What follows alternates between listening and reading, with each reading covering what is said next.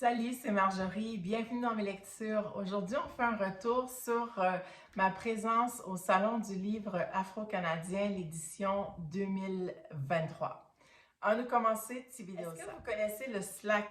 En 2023, c'était la 6e édition du salon et c'est un salon où j'adore aller me promener, y participer. Il y a énormément de conférences, d'entrevues avec des auteurs, des autrices, évidemment des ventes signatures, des expositions. Tout ça se passe à Ottawa.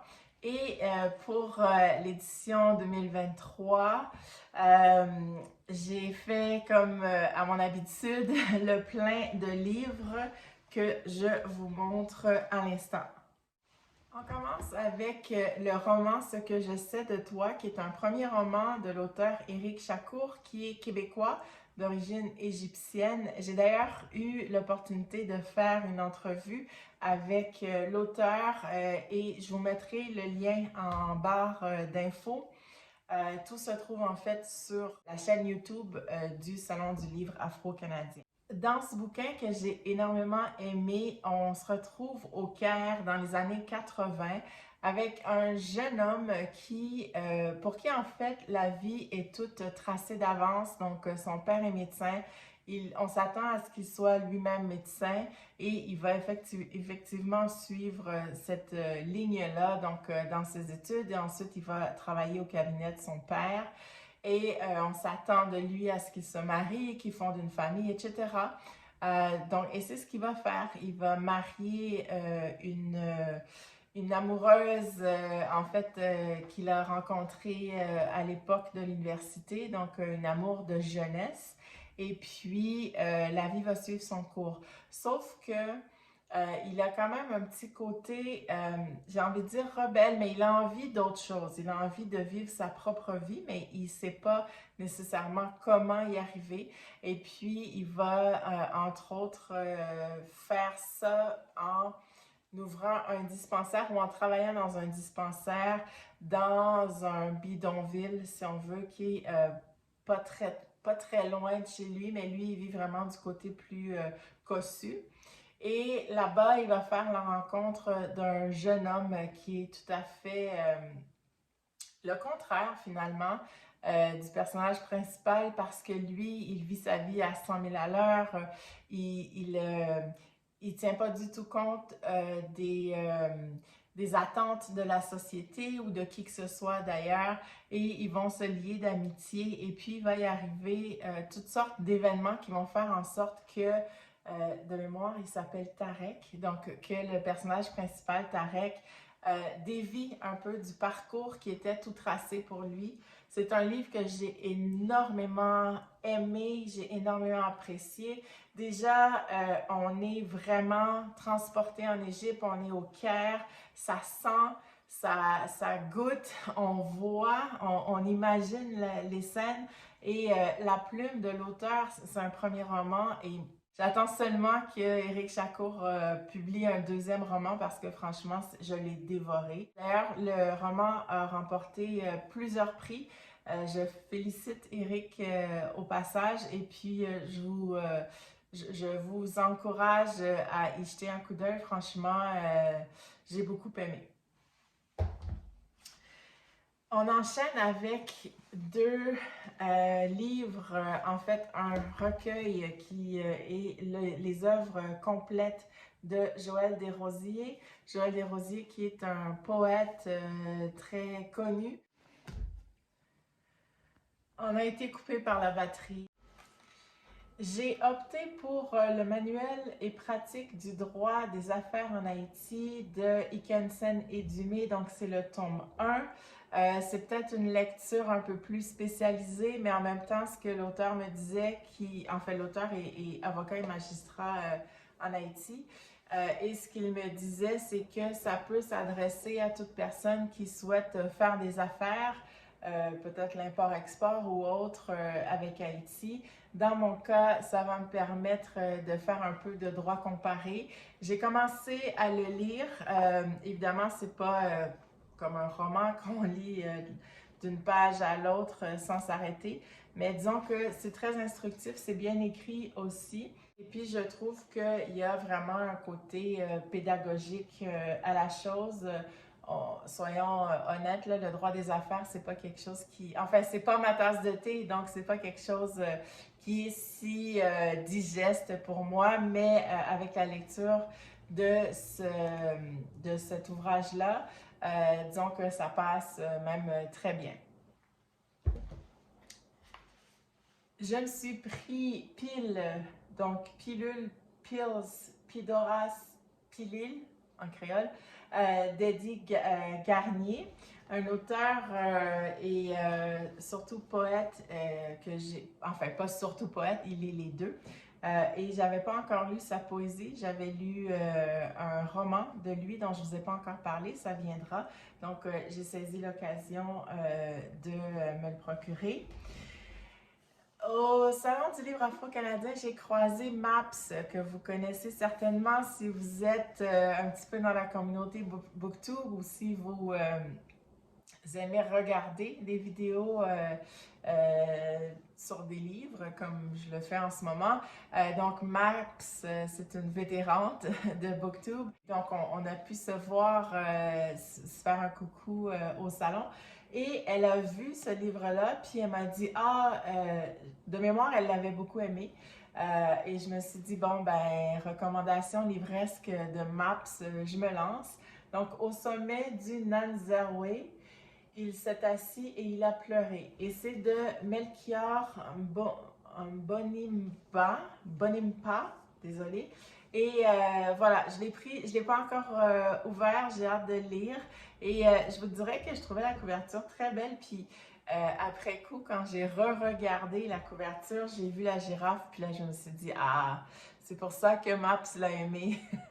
J'ai profité du salon pour rencontrer Gabriel Osson, qui est un de mes auteurs favoris. Je vous ai déjà fait deux avis de lecture sous forme de vidéo précédemment, donc je mettrai les liens en barre d'infos. Là, cette fois-ci, c'est Les Voies du chemin et c'est plutôt un parcours initiatique. C'est quelque chose d'autobiographique et c'est l'époque où Gabriel a fait le chemin de Compostelle. Je ne l'ai pas encore lu, je compte le faire. Et pour info, ben, Gabriel, il est non seulement écrivain, poète, mais il est aussi artiste, peintre franco-ontarien et également originaire d'Haïti. Toujours d'Eddie Garnier, je me suis pris Rictus, qui est un recueil de poèmes. Et là, je dois dire que je me suis laissée prendre par la couverture que je trouvais magnifique, simple, mais très belle. Et donc ici, on dit Rictus décrit le monde, un monde où les inégalités sociales demeurent, mais l'auteur, dans un humour noir, dresse un bilan réaliste qui touche le cœur de l'homme dans sa plus profonde expression. Avec Rictus, Eddie Garnier nous livre, dans une écriture non conventionnelle, une œuvre plutôt universelle, sans direction ni balise, où tous les thèmes de la vie quotidienne se frayent, mais sans se diluer. Pardon. Excusez-moi. En somme, il n'y a rien de nouveau sous le soleil. La vie est un soleil qui se renouvelle chaque jour avec ses pépins et ses pépites. Donc, la quatrième de couverture me parlait autant que la couverture.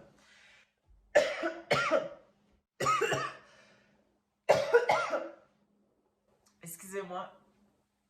Des petits relents ou des petits restants de COVID-19 du jour de l'an. Alors, toujours au salon, j'ai eu l'occasion d'interviewer Harry Metellus, qui est un poète qui sortait son dernier recueil Épreuve du feu, poésie en cavale.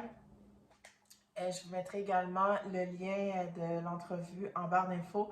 Ça a été vraiment une belle rencontre et je vous dirais que la page de couverture est assez dense et intense et c'est pas nécessairement quelque chose qui aurait attiré mon œil. Comme je vous disais, j'aime bien ce qui est plutôt minimaliste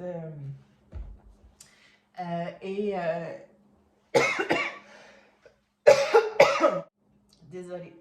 Mais en allant à la rencontre de l'homme, du poète, j'ai été touchée par toute sa démarche poétique et il faut dire que c'est quelqu'un qui est panafricaniste et qui a un regard assez spécifique sur le monde et ça se transmet, ça se sent et se lit dans sa poésie et en plus c'est un recueil qui est magnifiquement illustré. Donc ça a été vraiment une belle découverte, une pépite à laquelle je ne m'attendais pas du tout. On va y arriver, il reste quelques livres, mais je vous dis, j'ai fait un petit peu une razzia lors du salon du livre afro-canadien. Alors, merci à Yannick Dutelli pour ce roman. J'ai lu quelques ouvrages de Yannick, mais pas celui-là encore. Donc, une petite fille sous un grand chapeau. Une dame d'un certain âge fait le ménage du sous-sol de sa maison canadienne. Elle tombe sur deux banales petites rondelles de plomb qui la ramènent au souvenir de l'époque de ses jeunes années. Ce roman s'inspire de faits vécus et est un prétexte à faire découvrir au lecteur un monde de femmes dans leur combat quotidien pour leur survie face à leurs innombrables responsabilités de piliers de la société. C'est un microcosme empli de rires et de pleurs, de grands chagrins et de petits bonheurs fascinants et attachants, comme le sont ces femmes. Et donc, Yannick, elle est autant poète, actrice, chanteuse, conteuse, et c'est une femme très engagée. D'ailleurs, elle fait partie de l'organisation du Salon du livre afro-canadien et chaque année, aux côtés de ses collègues, elle travaille d'arrache-pied pour vraiment faire un succès du salon. Alors, j'ai bien hâte de m'y plonger. Je me suis pris aussi, elle s'appelait Yenenga, symbole de détermination et de courage. C'est de Anita Kane.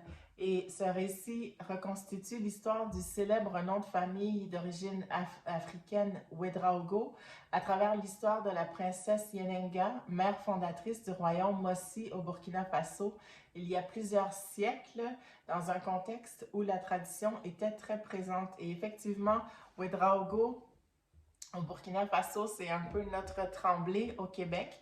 Donc, et là, ça retrace l'histoire de cette princesse. Donc, ça risque d'être fort, non seulement intéressant, mais instructif. Et voilà, ça fait le tour. Je pense que, comme le disent les Français, on peut dire que j'ai craqué mon slip lors de cette dernière édition du Salon du livre afro-canadien.